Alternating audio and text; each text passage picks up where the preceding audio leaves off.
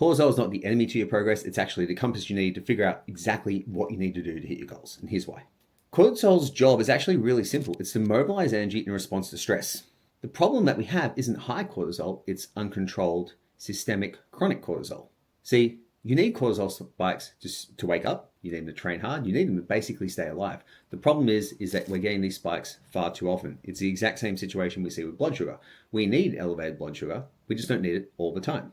So what we need to consider that is that cortisol isn't actually the problem here, it's our perception and our relationship to stress.